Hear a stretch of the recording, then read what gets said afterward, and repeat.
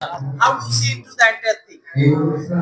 না কালকে তো আমরা already we have seen we have already uh, watched the TV for the address of our honorable Prime Minister. He already categorically he has already mentioned that the operation Sindoor has not been closed.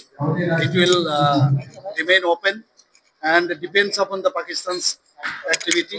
If there is any attack further, then we also will do the same. Sir, today you said that the cases of infiltration has increased by 18% and something other. How do you see the new pattern we have seen using Tripura as a corridor to move to the mainland India, and on the other side, from Nagaland, a lot of arms are coming to Tripura. So is it a matter of worry? No, there is always worried. We are worried about that. That the arms should not enter our Tripura state, and for that, whenever it comes, we usually what happens. Our police already address it, and they recover those arms and ammunition. And so far, this law and order situation, we are very much careful. Our police department, they are very much careful, and we will not allow anybody who will disturb the peace and tranquility of Tripura. Sir, about the border issue, something.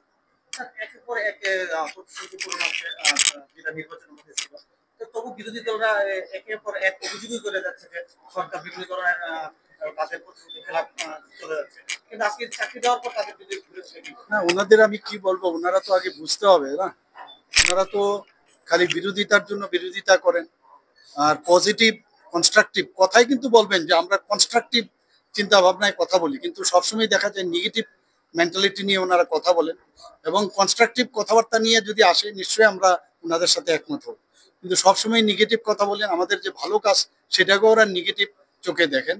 তো এই অবস্থায় ওনাদের আমার মনে হয় বোঝা উচিত যে এইভাবে রাজ্য কোনোদিনই এগোতে পারবে না। আমরা চাই বিরোধী দলের যারা আছেন তারা কনস্ট্রাকটিভ কথাবার্তা আমাদের সামনে আনুক, তাহলে আমরা মিলিতভাবে আমরা যেভাবে রাজ্যকে সামনের দিকে একসাথে মিলে আমরা রাজ্যকে সামনের দিকে এগিয়ে নিয়ে যাবো সেটা সম্ভব। শুধু তাই নয়, মাননীয় প্রধানমন্ত্রীজি গতকালও উনি বলেছেন সমস্ত বিরোধী দলের যারা লিডাররা আছেন, যারা পার্টি আছেন, সবাই কিন্তু একমত এই ভারতের অখণ্ডতা রক্ষার জন্য ওনারা কিন্তু এই আমাদের মাননীয় প্রধানমন্ত্রীজির যে সরকার এবং কেন্দ্রীয় সরকারকে ওনারা পূর্ণতার সাথে ওনারা কিন্তু সাপোর্ট করছেন। স্যার আপনি বলছেন যে রাজ্য পুলিশের হাতে পাওয়ার দেওয়া এবং আপনি আরো বলছেন যে আরো কিভাবে প্রতিষ্ঠিত করা যায়, আমরা আরো পুলিশ রিক্রুটমেন্টের মাধ্যমে জিনিসটা দেখছি বা আরো সুন্দরভাবে বিরোধীরা বলছেন প্রায় সময় বিভিন্ন জায়গাতে কাজ করতে হামলা অনুষ্ঠিত হচ্ছে, পুলিশ এতে কিছু করে পুলিশের সাথে। দেখুন ৩৫ বছর ধরে এই কালচার ত্রিপুরাতে ছিল, আগের সরকার ওরা এগুলো করতো, মানুষ বেরোতেই পারতো না। এখন আমি বলছি না যে 100% আমরা একদম এর থেকে মুক্ত হয়ে গেছি, তো মাঝে সাঝে এক এক জায়গায় এক এক ধরনের ঘটনা হয়, সেই জায়গায় পুলিশ কিন্তু তার কার্যক্রম কিন্তু করেন এবং সেইভাবে ওনারা কিন্তু তাদেরকে গ্রেপ্তারও করেন এবং কেসও নেন।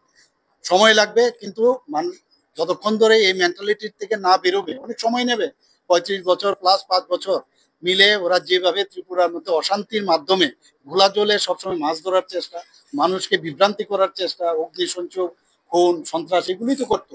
তার থেকে আমাদের এইবার আমাদের যে সরকার মাননীয় প্রধানমন্ত্রীজি যেভাবে আমাদের মার্গদর্শন উনি করছেন এবং আমরাও যেভাবে সেইভাবে চেষ্টা করছি, এবং আমি আশা করি আগামী দিন এর থেকে আমরা মুক্তি লাভ করব এবং পজিটিভ ওয়েতে পুলিশকে তার পুলিশের কাজ করবে, সেই জায়গায় আমরা কোনো অবস্থায় আমরা ইন্টারফেয়ার করব না।